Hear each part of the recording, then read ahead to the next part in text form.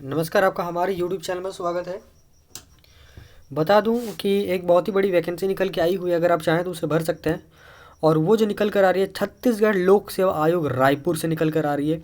तिथि देख सकते हैं, प्रकाशन तिथि है 1 दिसंबर का, 1 दिसंबर 2021 का। ठीक है, विज्ञापन क्रम संख्या आप यहाँ पे देख सकते हैं। और ये जो है राज्य सेवा आयोग है, यानी जो आपका है स्टेट सर्विस के लिए है। ठीक है, स्टेट सर्विस के लिए जो पब्लिक सर्विस कमीशन का होता है। तो यहाँ पे आप देख लीजिए कि प्रारंभिक परीक्षा तिथि जो होगा, यानी पीटी जो होगा इसका, वो 13 फरवरी 2022 को पूर्वाह्न 10 बजे से लेकर 12 बजे तक होगा, 2 घंटा का होगा। अपराह्न में 3 बजे से 5 घंटे का होगा, यानी फिर 2 घंटा का, यानी 2-2 घंटा का समय मिलेगा। एग्ज़ाम आपका होगा 13 फरवरी को, 13 फरवरी 2022 को। मुख्य परीक्षा जो होने जा रहा है वो आपका 26, 27, 28 और 29 मई 2022 को होने जा रहा है। ठीक है, इसके अलावा अगर हम लोग बात करें तो यहाँ पे आप देख सकते हैं प्रारंभिक परीक्षा हेतु ऑनलाइन आवेदन करने की तिथि आप देख लीजिए। इस तिथि को नहीं भूलना है, अन्यथा आपका ऑनलाइन करने का जो है वो छूट जाएगा। 1 दिसंबर 2021 से लेकर 30 दिसंबर 2021 तक ही आप इसे ऑनलाइन कर सकते हैं। तो आज आपका स्टार्ट हो चुका है और 30 दिसंबर तक इसका अंतिम डेट है। 30 दिसंबर 2021 से पहले फॉर्म को जल्द से जल्द भर दें। आगे इसमें क्या है वो भी हम लोग देख लेते हैं। यहाँ पे लिखा हुआ है कि राज्य सेवा पहला नंबर में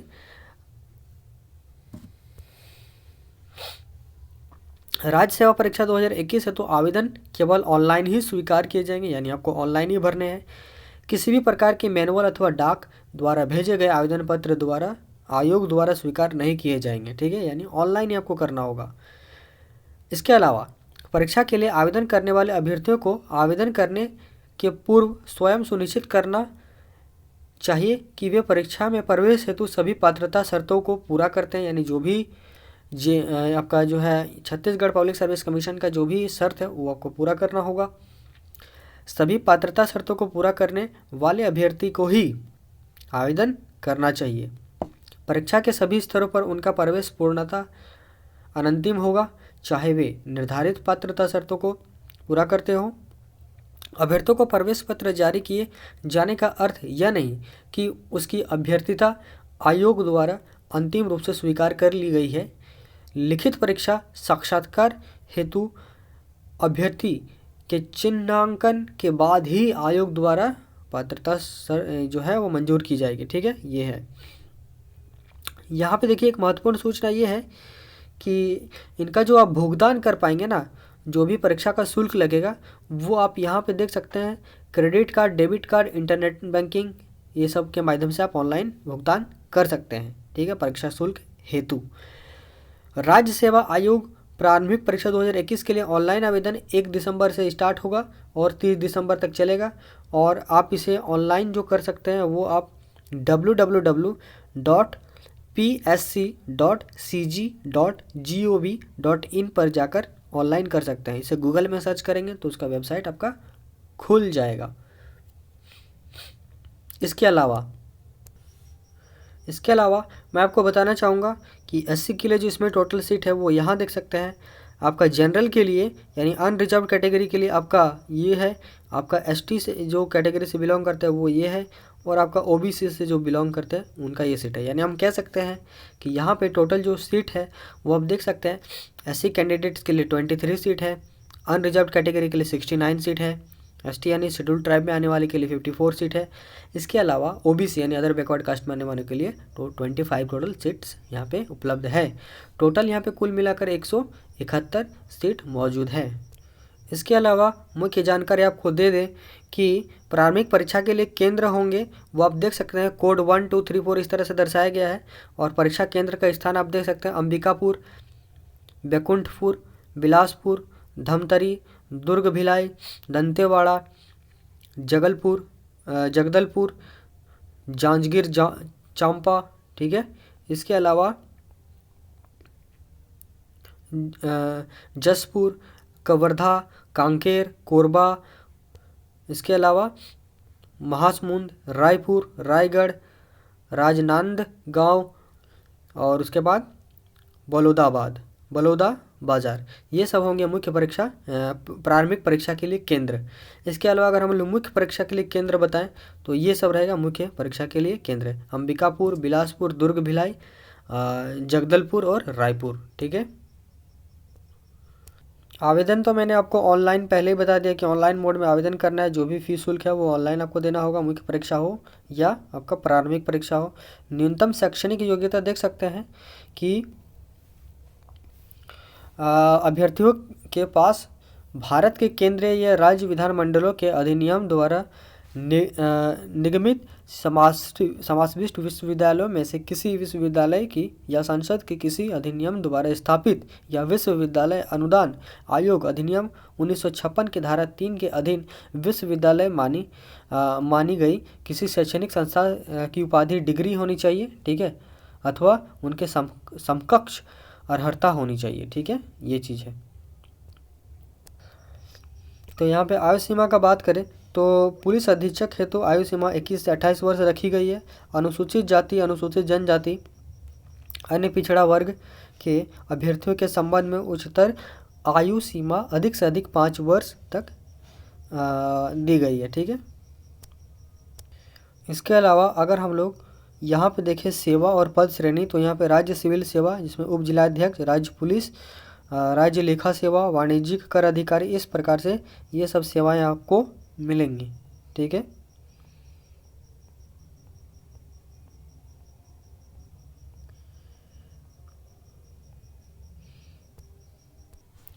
इसके अलावा यहाँ पे अंकों का बात करें तो आपका प्रारंभिक परीक्षा में जो अंक मिलेंगे वो आप देख सकते हैं। प्रथम प्रश्न पत्र सामान्य अध्ययन प्रश्न टोटल 100 होगा, 200 अंक का होगा और समय रहेगा 2 घंटे का। प्रत्येक गलत उत्तर के लिए सही उत्तर हेतु निर्धारित 1/3 अंक काटे जाएंगे। नेगेटिव मार्किंग है। ठीक है, याद रखना है। द्वितीय प्रश्न पत्र योग्यता परीक्षा 100 प्रश्न होगा, 200 अंक का और 2 घंटे का समय मिलेगा। इसमें लिखा प्रत्येक गलत उत्तर के लिए सही उत्तर हेतु निर्धारित 1/3 अंक काटे जाएंगे। ठीक है, इसमें भी नेगेटिव, दोनों में नेगेटिव मार्किंग है, 1/3 अंक काट लिया जाएगा। इसके अलावा अगर हम यहाँ पे बात करें मुख्य परीक्षा एवं साक्षात्कार में, तो लिखित परीक्षा जो होगा उसमें आपका देख सकते हैं प्रश्न जो रहेगा, प्रश्न पत्र 1 भाषा रहेगा, 3 घंटा का समय मिलेगा, कुल अंक 200 रहेगा। प्रश्न पत्र 2 3 घंटा का समय, कुल अंक 200। प्रश्न पत्र 3 सामान्य अध्ययन, देखिए प्रश्न पत्र 1 भाषा रहेगा, प्रश्न पत्र 2 निबंध रहेगा, प्रश्न पत्र 3 सामान्य अध्ययन रहेगा। टोटल सब में 3-3 घंटा का समय आपको दिया जा रहा है, आप देख सकते हैं। और कुल अंक जो आपको दिया जा रहा है वो कितना दिया जा रहा है आप देख सकते हैं, कुल अंक आपका 200 करके रहेगा। इसके अलावा हम लोग यहाँ पे अगर देखें तो प्रश्न पत्र 4 में भी सामान्य अध्ययन 3 घंटा का समय, कुल 200 अंक। प्रश्न पत्र 5 में भी सामान्य अध्ययन, कुल 3 घंटा 200 अंक मिलेगा। प्रश्न पत्र 6 में सामान्य अध्ययन 4, इसमें भी आपका 3 घंटा समय मिल रहा है और 200 अंक मिल रहा है। प्रश्न पत्र 7 में सामान्य अध्ययन रहेगा, कुल 3 घंटा का समय और कुल 200 अंक का रहेगा। टोटल इसमें 1400 अंक का आपका जो बनेगा। साक्षात्कार यानी व्यक्तित्व का आपका जो होगा, यानी इंटरव्यू जब होगा तो परीक्षण इसमें लिया जाएगा 150 अंक का होगा, यानी टोटल कुल अंक आपका 1550 नंबर का होगा। आप यहाँ पे देख सकते हैं कुल कितना नंबर का बन रहा है, 1550। और कुछ में महत्वपूर्ण बात मैं आपको बता दूं कि minimum standard for height and chest, ठीक है, गर्थ के लिए यहाँ पे दिया हुआ है। ठीक है, पोस्ट का देख सकते हैं। अगर आप डिस्ट्रिक्ट यहाँ पे DY सुपरिटेंडेंट ऑफ पुलिस के लिए भर रहे हैं तो आपका 168 आपका हाइट होना चाहिए और इसके साथ साथ आपका जो चेस्ट जो होना चाहिए विदाउट एक्सपेंशन में आपका 84 होना चाहिए, विथ एक्सपेंशन में 89 आना चाहिए।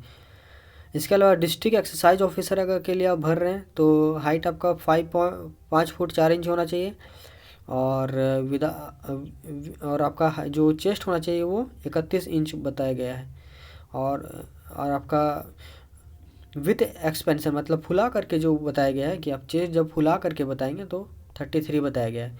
इसी तरह से ट्रांसपोर्ट सब इंस्पेक्टर के लिए 165 हाइट रखा गया है, चेस्ट देख सकते हैं 81 रखा गया है। एक्सरसाइज सब इंस्पेक्टर के लिए 165 हाइट रखा गया है, चेस्ट आपका 81 रखा गया है। असिस्टेंट जेलर के लिए हाइट 165 रखा गया है, मीटर सेंटीमीटर होना चाहिए। ठीक है, और चेस्ट आपका जो रखा गया 0.8 मीटर, अच्छा पॉइंट में है, ठीक है, पॉइंट में है, ठीक है।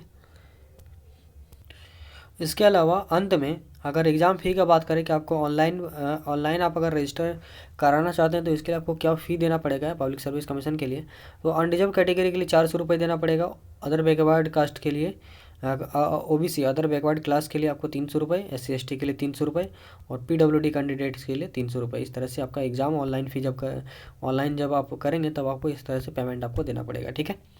इसी के साथ अपने वीडियो को समाप्त करते हैं, साथ ही अपने दोस्तों को भी शेयर कर सकते हैं और वीडियो पसंद आए तो लाइक करें और हमारे चैनल में नए हैं तो चैनल को सब्सक्राइब करके बेल आइकन को प्रेस करना ना भूलें ताकि आने वाली जितने भी सारे आगामी सरकारी परीक्षाएं उसकी जानकारी को मिल सके। तब तक के लिए आपका बहुत बहुत धन्यवाद।